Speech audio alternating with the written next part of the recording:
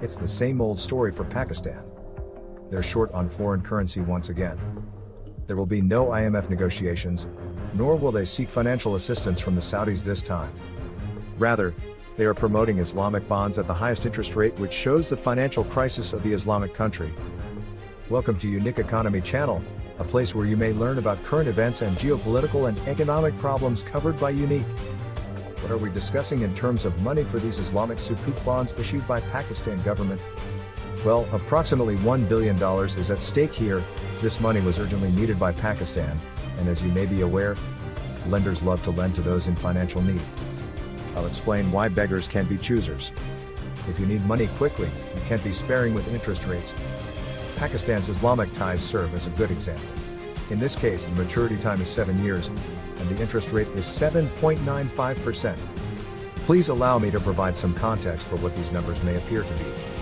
As an example, the 7.95% interest rate on Pakistan's Islamic bond contrasts with 1.7% interest rate on the US benchmark. It was 6.75% in 2014-15, 5.5% in 2016, and now 7.95%, the highest rate Pakistan has ever paid on an Islamic bond. Pakistan's increasing interest rate is a sign of the country's plight. This record Islamic bond is all they have left after Saudi Arabia loaned them $3 billion in November. Theoretically, these bonds should be more affordable. What is a Sharia-compliant bond? Even though Sharia-compliant government bonds in Pakistan are expected to have lower interest rates than conventional government bonds, this is not the case. As I have indicated, beggars can't pick, and Pakistan's issues can't be solved by bonds and loans. You may think of it as applying gauze to a gunshot wound. The root causes of economic failure in Pakistan, such as corruption, must be addressed comprehensively for the country to recover. Transparency International's most recent report validates Pakistan's reputation as a lubricant. A 16-place dip in rankings from 2020 to 2021 saw Pakistan fall from 124th to 140th. Pakistani Prime Minister Imran Khan campaigned on a vow to clean up the country, and this survey places the responsibility squarely on his shoulders. What will he do next? Imran Khan can differ greatly in his approach. Transparency International was a favorite of opposition leader Imran Khan before he became a prime minister, who often blamed the discovery of Pakistan government corruption for the state of the country's financial system. That's why Imran Khan didn't say anything, because it was a stump speech condemning the military and the government. He didn't say anything, pledge to clean up, or respond in any way after he became a prime minister.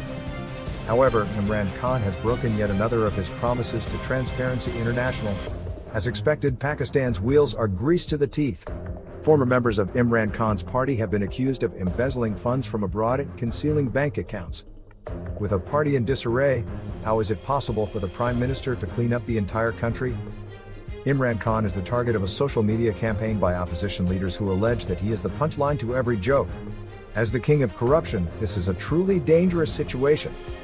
At a record level, the treasury is exhausted, and systemic corruption is pervasive. Less time has passed in Pakistan when a prime minister has been removed from office. In January, the federal cabinet issued a directive requiring sukuk issuers to identify potential underlying asset choices for sale or pledge. Government officials have identified the M1 and M3 highways which connect Islamabad and Peshawar, respectively, as well as the Islamabad Expressway and the international airports of Islamabad, Lahore, and Multan. According to the sources, the government also plans to use the remaining portion of the Lahore-Islamabad motorway to borrow money from lenders. The Islamabad-Chakwal segment of the M2 motorway has been pledged as security for Pakistan's national debt. Additional freebies are also available, including the M1 and the M3. Don't forget to like, share and subscribe to the YouNik Economy channel and press the bell icon for this kind of detailed videos on this channel.